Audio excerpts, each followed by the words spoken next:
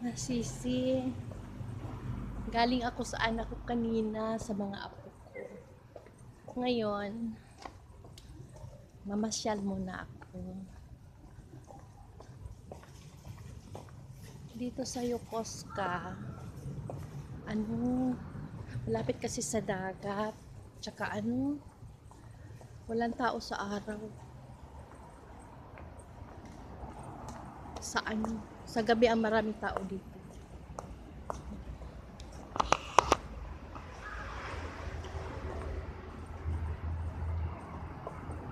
Mga sisi, sana mag-enjoy kayo sa mga video ko. Tsaka, yun.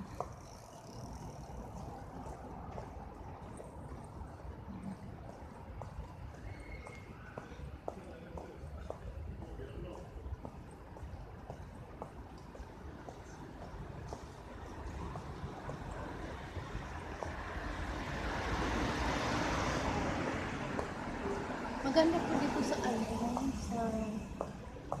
Yokosuka pag summer kasi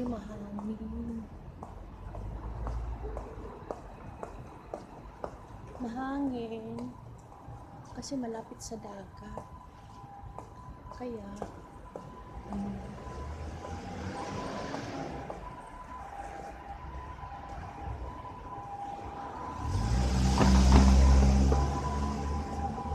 kaya frisco at saka tawag dito, walang Philippine restaurant dito, puro Japanese, Chinese at saka Iran.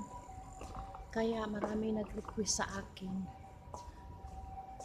na pwede ba raw ako magtayo ng grocery dito sa Yokosuka kasi yung mga tao sa American base 95% Pilipino nagtatrabaho. Sila yung yung visa nila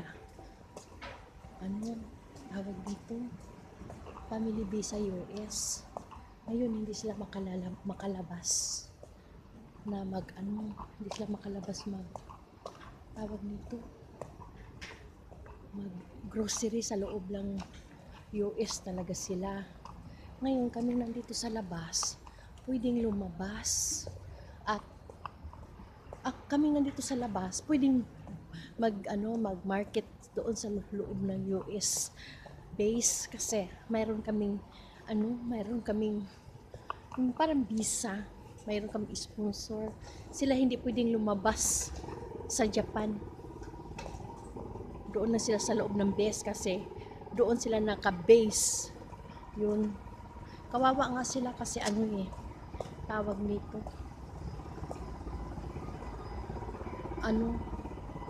Yung tawag nito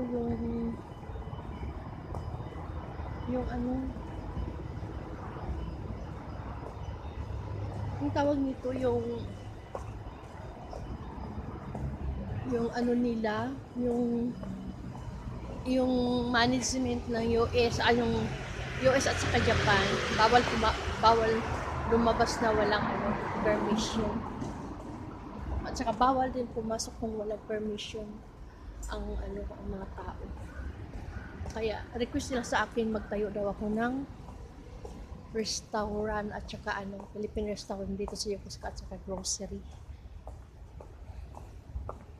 Kaya titingnan ko muna, pag-isipan ko 100 times. Kasi mahirap na. Padalos-dalos. Kaya, ito tayo ngayon. Naglalakad para maghanap ng area. At saka, tingnan ko ang area. Malapit sa American base. Kasi gusto talaga yung mga Pilipino, gusto ng Philippine food. Nagsasawa na siguro sila sa American food. At saka yung iba nagsasawa sa Japanese food, kaya hinahanap nila yung Philippine food.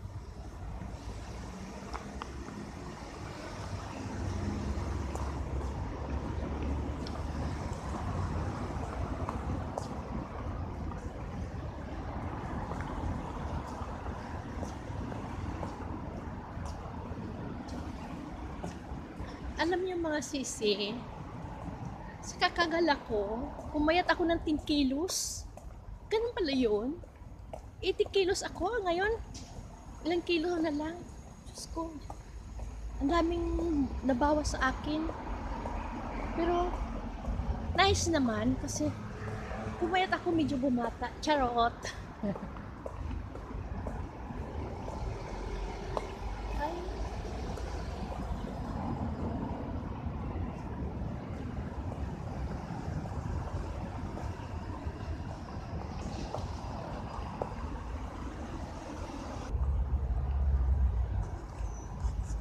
mga sisi, nandito ko sa Jinja. Nakakita ko ng Jinja. Papasok tayo sa loob. Pasok tayo sa loob, mga sisi. Punta tayo doon. Mag-pray tayo, mag-pray.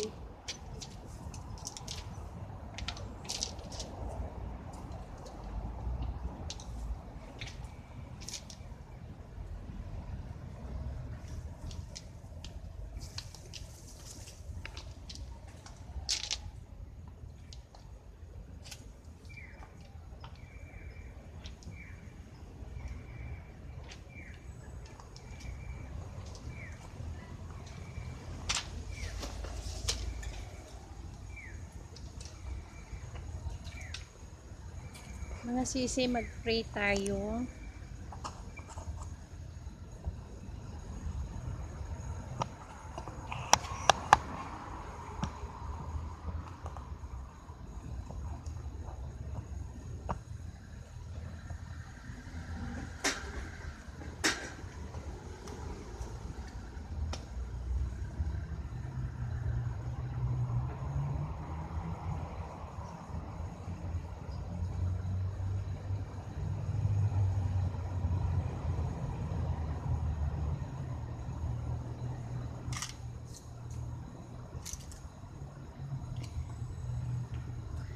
Mga sisi, parang nakasanayan ko ng mag-pray sa kung saan saang temple. Kaya pasensya na kayo kung palagi akong nagpipray sa pinupuntahan ko. Kasi iyon ang tradition ng Japanese at saka ganun na rin, naging tradition ko na rin yun. Hindi ko na maiiwasan kasi halos mga kakilala ko mga Japanese Buddhism, so nakasanayan ko. So sana mag-enjoy kayo palagi sa aking video kasi yung video natin ay parapol din, kaya sana kung